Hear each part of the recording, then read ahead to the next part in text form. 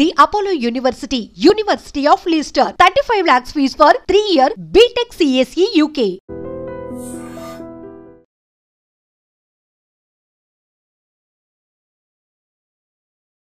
నమస్కారం, నేను డాక్టర్ శ్రీనివాస్ చెలిమెల సంస్కృతి ఆయుర్వేద క్లినిక్ నుంచి మాట్లాడుతున్నాం. ఈరోజు మనము డిస్కస్ చేసే టాపిక్ వచ్చేసి ఆటో ఇమ్యూన్ డిజార్డర్స్లో చాలా వరకు బాధించేది ఈ నొప్పులు. సో వాటి గురించి తెలుసుకుందాము. అండ్ చాలా తక్కువగా వీటి గురించి ఇన్ఫర్మేషన్ ఉంటుంది, బాధపడే వాళ్ళకే తెలుస్తుంది అది. కాబట్టి అవి ఏంటి అనేది చూసుకుంటే, ఒకటి సోరియాటిక్ ఆర్థరైటిస్ అంటాము, ఇంకోటి యాంక్లోజింగ్ స్పాండిలైటిస్. ఈ రెండు కూడా auto immune disorders and inflammatory conditions అంటాం. అంటే ఎప్పుడైతే ఈ ఎముకలు వాపుకి గురవుతాయో అప్పుడు అక్కడ ఉండే కండరాలు, నరాలు అన్నీ కూడా ఈ వాపు, స్టిఫ్నెస్ అన్నిటికీ ఉంటాయి.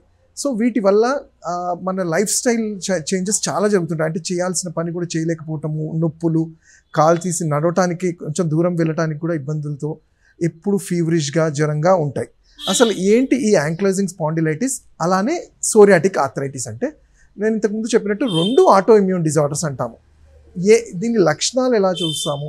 ఫస్ట్గా మనం చూసుకుంటే యాంక్లోజింగ్ స్పాండిలైటిస్ అండ్ సోరియాటిక్ రెండు కూడా వాత లక్షణాలు ఎక్కువగా కనపడుతుంటాయి. అసలు ఏంటి యాంక్లోజింగ్ స్పాండిలైటిస్ అంటే?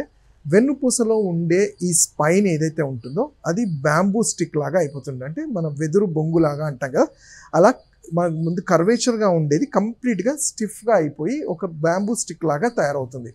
సో మరి దాంట్లో ఉండాల్సిన గుజ్జు కానివ్వండి, ఆ నరాలు కూడా అన్నీ ఫ్యూజ్ అయిపోతాయి. అంటే మనం ఒక ఫ్యూజన్, రెండు జాయింట్స్ ఫ్యూజ్ అయిపోయి కదలిక లేకపోవడాన్ని మనము యాంక్లైజింగ్ అంటాం. సో అలాంటప్పుడు ఏంటంటే వెన్నుపూస నుంచి వెళ్ళే ఈ స్పైనల్ నర్వ్స్ కూడా కదలకుండా నరాల మీద ఒత్తిడితో రక్త ప్రసరణ కూడా తగ్గించేసి స్టిఫ్గా అయిపోవటము, మనిషి ఏ కదలిక లేకుండా ఉండిపోవటం వల్ల ఇతరత్ర వ్యాధులు, అంటే బాడీకి కావాల్సిన మోటార్, ఈ సెన్సరీ నర్వ్స్ కూడా వీక్ అవుతూ ఉంటాయి. అయితే దీనికి లక్షణాలు మనం చూసుకుంటే వాపు, నొప్పి, అలానే స్టిఫ్నెస్, టెండర్నెస్ చూస్తుంటాము. అలాగనే సోరియాటిక్ ఆర్థరైటిస్లో అంటే మనం సోరియాసిస్ అనేది స్కిన్ డిజార్డర్స్ అంటాం. కానీ కొన్ని సందర్భాల్లో కొంతమంది పేషెంట్స్లో స్కిన్ రాకన్నా ముందే ఈ ఆర్థరైటిక్ కండిషన్ చూస్తూ ఉంటాము.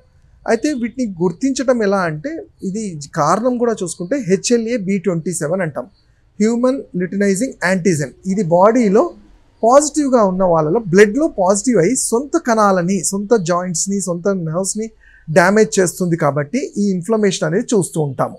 దీన్ని ఆయుర్వేద భాషలో చూసుకుంటే రెండు కూడా వాతానికి సంబంధించింది. అంటే శరీరంలో ఉండే ఒక తేమ లాంటిది, మ్యూకస్ లాంటిది, సైనోల్ ఫ్లూయిడ్స్ ఇవన్నీ కూడా తగ్గిపోయి జాయింట్ టు జాయింట్ ఫ్యూజ్ అయిపోవటం వల్ల జరిగే చూస్తుంటాం. మరి దీనికి చికిత్స ఏంటి డాక్టర్ గారు అంటే, చాలామంది అంటారు సర్జరీ చేసుకున్నా కానీ దీనికి మాకు రిలీఫ్ లేదని చెప్తూ ఉంటారు.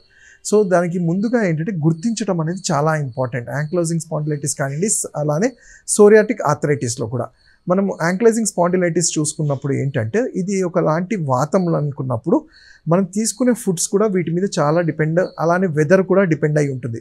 ఎక్కువ చలికాలంలో, వర్షాకాలంలో కండరాలలో ఆ తేమ తగ్గిపోయి అవి డ్రైగా అవ్వడం చూస్తుంటాం. అలానే సోరియాటిక్ ఆర్థరైటిస్లో కూడా స్కిన్లో ఉండాల్సిన బ్లడ్లో, స్కిన్లో ఉండాల్సిన pH వాల్యూ తగ్గిపోయి పెరగటం వల్ల ఇన్ఫెక్షన్స్, బ్యాక్టీరియల్ ఇన్ఫెక్షన్స్ కానీ ఎస్పెషల్లీ ఫంగస్ పేరుకోవటం వల్ల అది బాడీలో ఉండే కణాలని దెబ్బతీస్తూ ఉండి జాయింట్స్లో కూడా ఈ డీజనరేషన్ చూస్తూ ఉంటాం.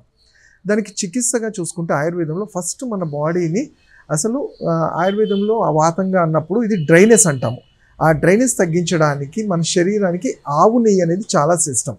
అందుకే మీరు చూస్తే ఆయుర్వేద డాక్టర్లు ఎవరమైనా కానీ మేము ఫస్ట్గా పంచకర్మ, పూర్వకర్మ స్టార్ట్ చేసే ముందు ఘృతపానాలు చేయిస్తాం. అంటే ఆవు నెయ్యిని కొన్ని మందుల్లో కలిపి తాగించడం వల్ల అది ప్రతి కణంలో ఒక మాయిశ్చర్, ల్యూబ్రికేషన్ అనేది స్టార్ట్ చేస్తుంది. అలానే వాతాన్ని, పైత్యాన్ని తగ్గించగలిగే శక్తి ఆవు నెయ్యికి ఉంటుంది. అట్లానే పంచకర్మలో దీనికి చాలా మంచి ట్రీట్మెంట్స్ చెప్పాలి. ఎస్పెషల్లీ యాంక్లోజింగ్ స్పాండిలైటిస్ అంటే వెన్నుపూసలో ఇతరత అది తగ్గకపోతే, అది ముదురుతూ వెళ్తూ ఉంటే ఏంటంటే ఈవెన్ హిప్స్లో కూడా ఈ ఫ్యూజన్ చూస్తుంటాం. సో వీటికి మంచి చికిత్సలుగా తైలధార అంటాము, పిడిచిల్ అంటాము. అలానే కొన్ని తైలాలని రెగ్యులర్గా అభ్యంగనం చేయటం వల్ల కండరాలలో ఆ స్టిఫ్నెస్ తగ్గుతూ రక్త ప్రసరణ, ఆక్సిజనేషన్ అవ్వడానికి ఉంటుంది. అలానే మంచి మంచి ఔషధాలు వాతాన్ని తగ్గించి మన ఇమ్యూన్ సిస్టాన్ని ఇంక్రీజ్ చేసే ఔషధాలు దశమూల అరిష్టం కానీ, దశమూల కషాయాలు కానివ్వండి, అశ్వగంధ అని కానివ్వండి, స్పెసిఫిక్గా కొన్ని త్రిఫలా గుగ్గులు, లాక్షాది గుగ్గులు అని మీ తత్వాన్ని బట్టి అడ్వైస్ చేస్తూ ఉంటాం.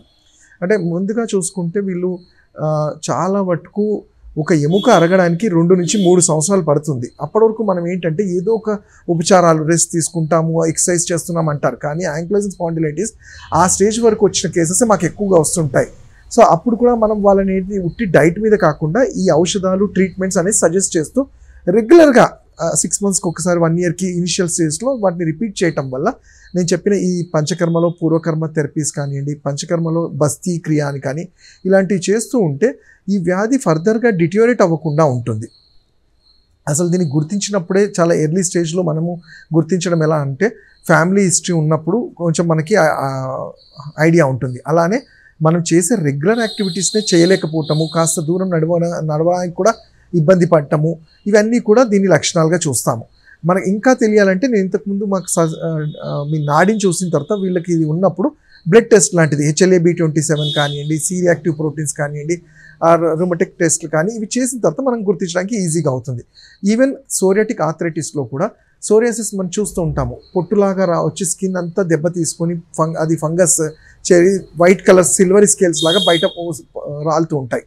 సో అది సరైన టైంలో చికిత్స చేయకపోతే అవి తర్వాత ఈ జాయింట్స్ మీద కూడా, ప్రతి ఎముక మీద కూడా దాని ఎఫెక్ట్ చూపెట్టి ఆర్థరైటిక్ కండిషన్స్గా టర్న్ అవుతుంది. సో అలాంటి వాళ్ళకు కూడా సోరియాసిస్ ఉన్న కండిషన్స్లోనే మనము ప్రాపర్ ట్రీట్మెంట్, దానికి బ్లడ్లో కానీ స్కిన్లో కానీ వీరేచన క్రియ అంటాం. అంటే క్లిన్జింగ్ ప్రొసీజర్ అనేది బాడీలో పేరుకున్న టాక్సిన్స్ క్లీన్ చేయడంలో ఈ చికిత్సలన్నీ హెల్ప్ అవుతాయి. అండ్ ఇంకోటి ఇమ్యూనిటీని పెంచగలిగేవి కూడా ఆయుర్వేదంలో చాలా మంచి చికిత్సలు, రసాయన చికిత్సలను చెప్పబడ్డాయి. సో ఈ రసాయన చికిత్స చేయటం వల్ల కూడా శరీరానికి కావాల్సినంత ఇమ్యూనిటీని మనం ఇంక్రీజ్ చేసిన వాళ్ళం అవుతాము. అలానే పథ్యాలు చాలా ఇంపార్టెంట్. ఇక్కడ మనం తీసుకునే ఫుడ్ మన శరీర తత్వాన్ని బట్టి డిసైడ్ అవుతుంది. కాబట్టి ఏవైతే మనకి శరీరాన్ని పెంచేవి ఉంటాయో, అంటే ట్రిగ్గర్ చేసే ఉంటాయో అవి అవాయిడ్ చేయాల్సి ఉంటుంది. ఫర్ ఎగ్జాంపుల్ మనం ఆవకాయని కానివ్వండి, అంటే పచ్చళ్ళని కానివ్వండి, నాన్ వెజ్ ఐటమ్స్, బయట ఫుడ్స్, అలానే fast food centre, alcohol, smoking ఇలాంటివి కూడా అవాయిడ్ చేస్తూ ఈజీగా బాడీకి డైజెస్ట్ అయ్యే ఆకుకూరలు కానివ్వండి, ఫైబర్ ఉన్న ఫుడ్స్, వాటర్ హైడ్రేటెడ్గా ఉండడము, అలానే ఇంతకుముందు చెప్పినట్టు ఆవు నెయ్యి ఇలాంటివి తీసుకుంటూ సరైన ఎక్సర్సైజెస్ మనం చేయగలిగినంత ప్యాసివ్ ఎక్సర్సైజెస్ చేస్తూ, అలానే స్ట్రెస్ఫుల్గా ఉండకపోవడం కూడా చాలా ఇంపార్టెంట్. ఇక్కడ మెంటల్లీ ఎంత కూల్గా ఉంటే, మనిషి బ్యాలెన్స్డ్గా ఉంటే ఈ వ్యాధులు మన రెసిస్టెన్స్ అంత, ఇమ్యూనిటీ అంత మంచిగా పెరుగుతుంది.